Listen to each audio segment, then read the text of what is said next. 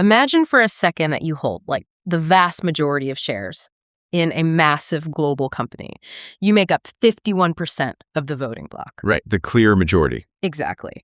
And on top of that, you're responsible for making 80% of all the purchasing decisions. You are the undisputed driver of this economy.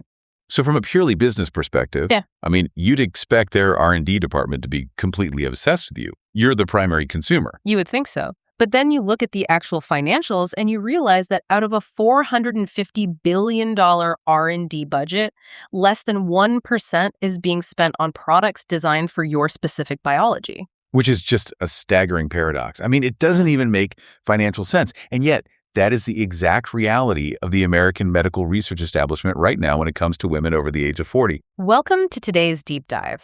If you are the kind of learner who wants the really thorough, high-impact knowledge without getting bogged down in the overwhelm, you are in the right place. Today, we are tackling a massive foundational blind spot in modern medicine, and that is women's health. Yeah, because that less than 1% funding, it's not just a niche issue. It dictates literally everything. Your daily energy, athletic performance, mental health, longevity, it touches all of it.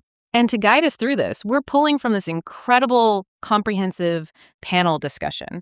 We've got 4 leading female health experts bringing over 80 years of combined clinical and research experience. Yeah, across sports, physiology, fertility, OBGYN care, menopause.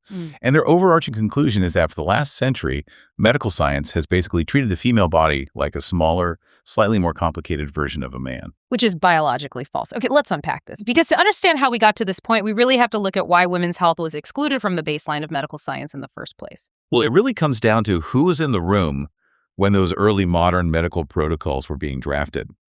They built the study frameworks almost entirely around male physiology. Because men were the ones designing the studies. Exactly. They looked at the female body, they saw the fluctuating hormones of the menstrual cycle, and they essentially just decided it was, well, too complex to study. Too messy. Right. The hormones introduced too many variables. So their solution was to just exclude women entirely to keep their data clean. I mean, it wasn't until 1993 that women were legally required to be included in U.S. clinical trials. Wait. 1993? Like, people were already using the early internet. We were sending space shuttles up regularly, and the medical establishment was just figuring out that maybe they should test life-saving drugs on half the population. Yeah, it's pretty wild when you put it in that timeline. It's like the medical world spent a century writing this ultimate perfect repair manual for a diesel engine and then just assumed that it would work perfectly for an electric car. That is the perfect analogy. Yeah. Because the difference is they aren't just reproductive. They go all the way down to the cellular level. I mean, every single cell in your body has sex chromosomes, and they behave entirely differently depending on if they're XX or XY. Like the satellite cells, right? Yeah, exactly. Yeah. Researchers looked at these satellite cells. They're basically muscle-derived stem cells that help repair tissue. And they found that under the exact same conditions, XX cells from females are naturally better and faster at making cartilage and muscle. Wow. And XY cells from males are better at making bone. So if I go to the gym and I tear a muscle, my actual cellular repair process is fundamentally different based on my sex chromosomes. That is wild. It is. And it scales up to major organs, too. Right, like heart attacks. I definitely want to talk about how heart attacks present because we are all taught to look for that classic Widowmaker scenario, right? Like the massive sudden blockage in an artery, the shooting pain down the left arm. Right, but that is typically how a male heart attack presents. Women, by and large, tend to develop diffuse microvascular blockages. Okay, what does that mean exactly? So instead of one major highway getting blocked, it's like hundreds of tiny side streets deeper in the heart muscle getting clogged up. Mm-hmm. But because the medical textbooks were written based on male data, a woman's heart attack is frequently just labeled as atypical. Atypical? How can it be atypical if it happens to 51% of the population? That phrasing alone drives me crazy. Oh, totally. And actually, this brings up that infuriating anecdote from the panel. One of the doctors was recalling her early clinical training, and she had a 40-year-old female patient come in. Oh, the WW story. Yes. The patient had very real complaints. Sudden weight gain, severe depression, rising blood pressure. And when this young doctor brought the chart to her senior attending, he just looked at it and called the patient a WW. A whiny woman. A whiny woman. He literally told her, women just go through this at this age. Pat her on the knee and tell her to have a glass of wine on a date night. We can't help her. If we connect this to the bigger picture, The real tragedy there is the psychological cascade that follows. When the medical system lacks the baseline data to explain a woman's reality, they dismiss her. They just brush it off. Right. Yeah. And over time, women internalize that. They actually start to gaslight themselves. I mean, women will walk into a clinic with severe life-altering issues, but they'll preface it by saying, well, I have a really high pain tolerance. Oh, man, yeah. They wear it like a badge of honor because they fully expect to be dismissed. So in that gaslighting, it doesn't just happen in the ER. It happens every single month. Yeah. Which brings us to arguably the most misunderstood mechanism of this whole biological system, the menstrual cycle. We really have to stop thinking of hormones as just like baby-making chemicals. Absolutely. I mean, if you take nothing else away from this, understand that hormones are your body's primary communication system. They dictate systemic actions. Right. And the receptors for hormones like estrogen, progesterone, and testosterone, they're everywhere in the female body. The brain, the bones, the gut, the heart. Okay, so let's break down what this actually looks like mechanically. You've got the first half of the cycle, the follicular phase. This is the estrogen dominant phase. Biologically, what is that estrogen doing to the body? Well, estrogen is incredibly stimulating. During this phase, the brain and body are just primed by this rising hormone. Women often experience peak cognitive focus, heightened spatial skills. Like a brain-boosting wave. Exactly. It actually improves the way neurons fire in the brain. You even get better sleep architecture. Okay, so you get this high-energy wave, but then ovulation happens and we pivot to the second half, the luteal phase, and this is driven by progesterone. Right. And progesterone's primary job is to prepare the body for potential pregnancy. So to do that, it dramatically shifts the metabolic function. Your core body temperature actually goes up. Your resting heart rate increases. And your HRV drops. Yeah, your heart rate variability drops significantly. Wait, hold on. Because as an athlete, I'm taught that a dropping HRV and a rising resting heart rate means I'm overtraining, or I'm getting sick, or I just need to stop. Are you saying my fitness tracker might be punishing me for just having a normal cycle? This is exactly why popular wearables are failing women right now. Their algorithms are built almost entirely on male baseline data. Unbelievable. So the watch sees the dropping HRV and the rising heart rate during the luteal phase, and it tells the woman, hey, you have poor recovery, you're dangerously stressed, when in reality, she's experiencing a perfectly healthy, progesterone-driven metabolic shift. That is maddening. You're doing everything right, and your watch is flashing red telling you that you're failing. Yeah, and it's not just your heart rate. Progesterone triggers an increase in GABA in the brain. Which is a neurotransmitter, right? Right. It basically acts like a neurological brake pedal. It makes you feel calmer, more sedated, sometimes even a bit fatigued. It's the body intentionally slowing things down. So it's this highly calibrated symphony, but then it gets incredibly messy when we introduce the birth control pill. Because for decades, the pill has just been handed out for everything. Acne, heavy bleeding, irregular periods. But it has to understand how the pill actually functions. It severs the communication between the brain and the ovaries. It supplies synthetic hormones that essentially trick the brain into thinking the cycle is paused. So you aren't getting those natural peaks of estrogen or progesterone. No, you're getting a flat line of synthetic versions. Ovulation stops completely. Wait, so if a teenager has bad acne or an irregular cycle, and a doctor just throws the pill at her to shut her cycle down, isn't that literally like taking the battery out of a smoke detector instead of putting out the fire? It is exactly like that. You're just silencing the alarm. What's fascinating here is how we inadvertently made this massive long-term trade-off. The years between 15 and 25 are the most critical window in a human's life for building peak bone density. And estrogen drives that. Yes, natural estrogen stimulates the osteoblasts, which are the cells that make bone. So by suppressing natural ovulation with the pill, whether for contraceptive convenience or just to clear up acne, we are potentially robbing a whole generation of young women of that crucial bone-building estrogen. So we traded systemic, long-term skeletal health for a Band-Aid, leaving millions of women completely unaware of their own biological baselines. Exactly. And tracking that baseline is so critical because the menstrual cycle is basically a full-body vital sign. When it goes off the rails, it's screaming that something is systemically inflamed. Which leads us to two major conditions from the panel, PCOS and endometriosis. Let's start with PCOS. I always just thought that meant you struggled to get pregnant. That is a very common misconception. PCOS, polycystic ovary syndrome, is fundamentally a metabolic and insulin resistance issue. Okay, how does that work? Well, when a woman's body becomes resistant to insulin, the pancreas pumps out more of it to try to manage blood sugar. That excess insulin travels to the ovaries and triggers them to overproduce testosterone. Oh, wow. And that high testosterone halts ovulation. The ovaries get stubborn and hold on to the eggs instead of releasing them. So the root cause isn't even the reproductive system. It starts with metabolic insulin dysfunction. Precisely. And because of this underlying vascular inflammation and metabolic dysfunction, women with PCOS have an 80% higher chance of having a heart attack later in life. 80%. That is terrifying. And then there's endometriosis, which honestly sounds like an absolute physiological nightmare. The panel described it as an autoimmune, highly inflammatory disease, and they use this analogy of Velcro. It's a very visceral, accurate visual. So an endometrial-like tissue, the kind that usually lines the inside of the uterus, escapes and implants itself outside the uterus, all throughout the abdominal cavity. And it just attaches to things. Yeah, the bowel, the bladder, the ovaries, and every single month when the body releases estrogen to build up the uterine lining, these rogue implants respond to that estrogen too. Oh no, so they inflame. They get highly inflamed, they bleed, but there's nowhere for the blood to go. And they act like Velcro, literally sticking healthy organs together with thick scar tissue. So it causes severe anatomical distortion. The pain must be excruciating. It is debilitating. Yet Mhm. the average delay for an endometriosis diagnosis right now is still 7 to 10 years. 7 to 10 years of suffering. I mean, there's this harrowing story in the source material about a woman named Liv. She started having agonizing pain at age 13.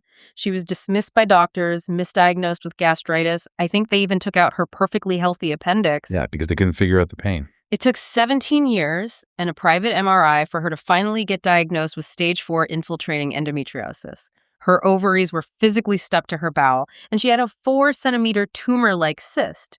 I mean, if 50% of unexplained infertility is tied to endometriosis, how does it take a decade to diagnose?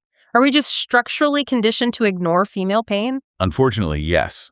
The system normalizes it, and young women just adapt to survive. Teenage girls accommodate the pain, they miss school, they cancel plans, and they accept this immense suffering as their normal.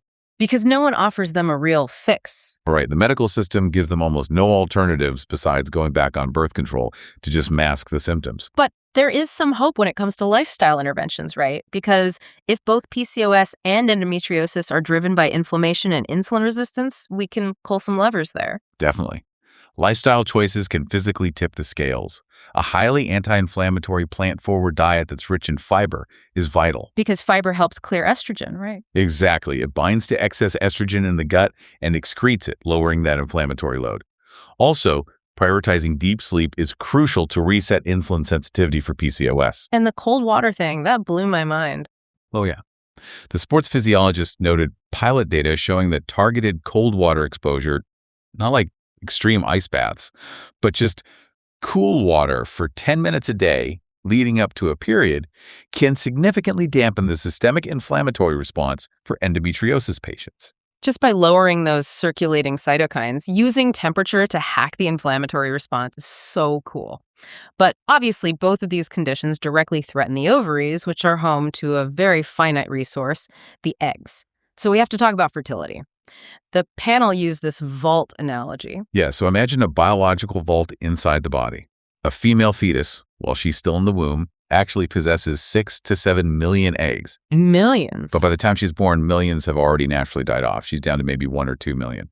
By puberty, the vault is at 500,000. And how many do you actually use? You only ever ovulate about 400 eggs in your entire life. The Yeah. vault is just constantly emptying every single month, regardless of whether you are pregnant, on birth control, or perfectly healthy. Here's where it gets really interesting, because the math of fertility is just brutal.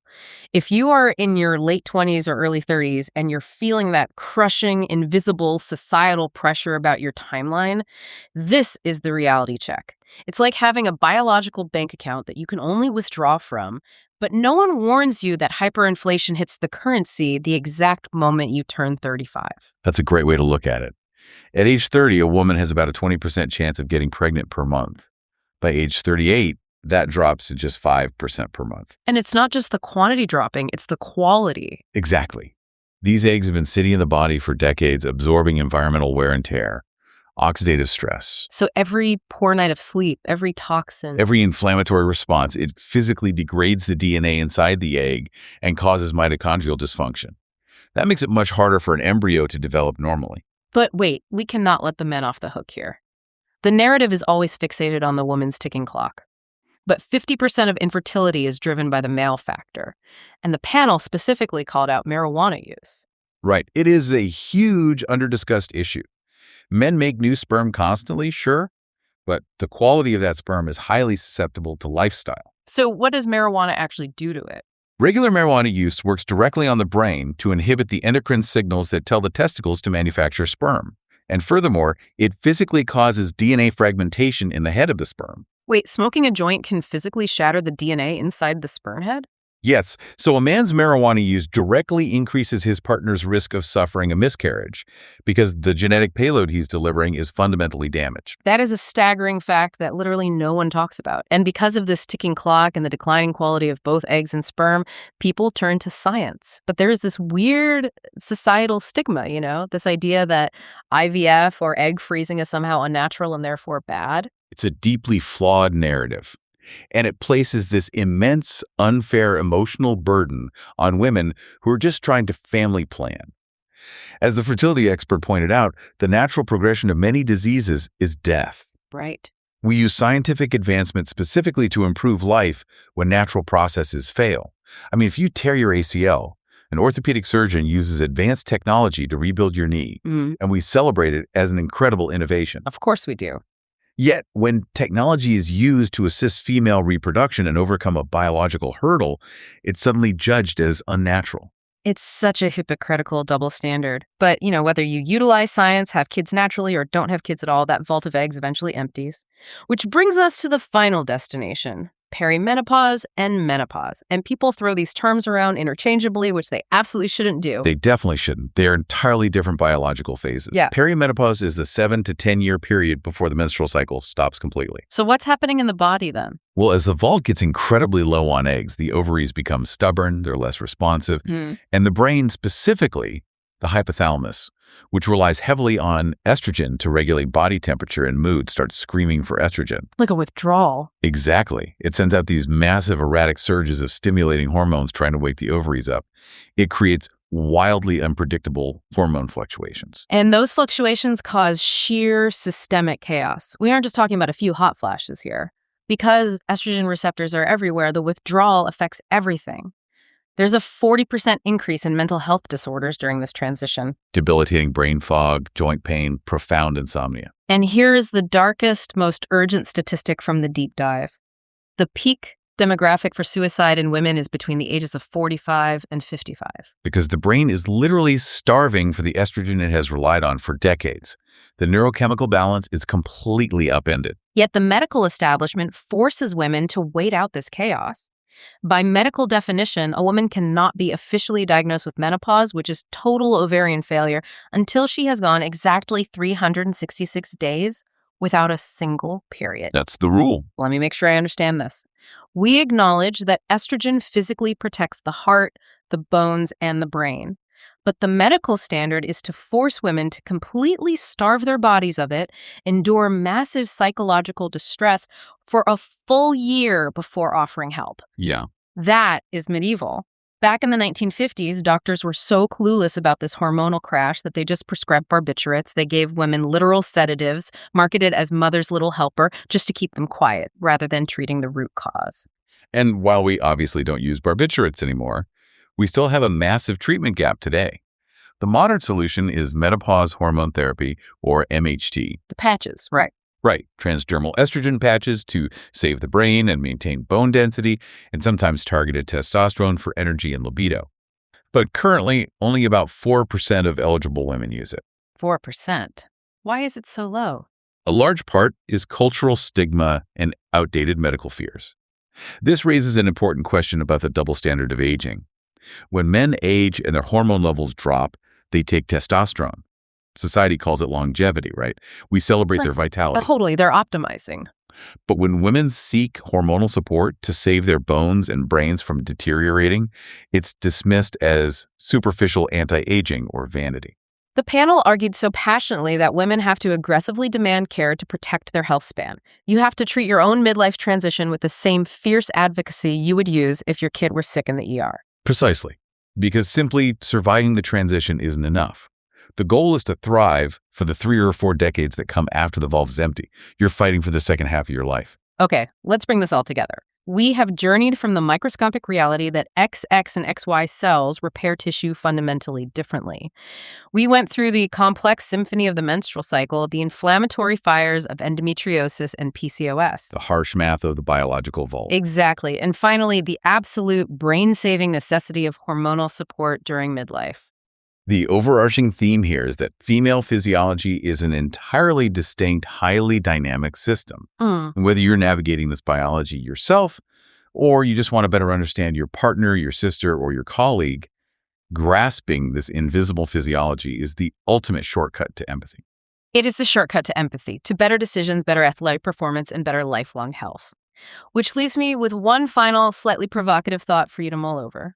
We've established that XX and XY chromosomes react fundamentally differently at a cellular level. Right, from day one. So, what happens when personalized genetic medicine finally starts targeting treatments based strictly on sex chromosomes? Could we soon see a future where the entire concept of a unisex drug or a standardized baseline human health metric completely disappears? If the science actually follows the biology, that seems like the logical and honestly necessary next step in medical evolution. Imagine what that $450 billion R&D budget will look like then. Thank you so much for joining us on this deep dive. Keep asking questions, keep challenging the baseline, and we'll catch you next time.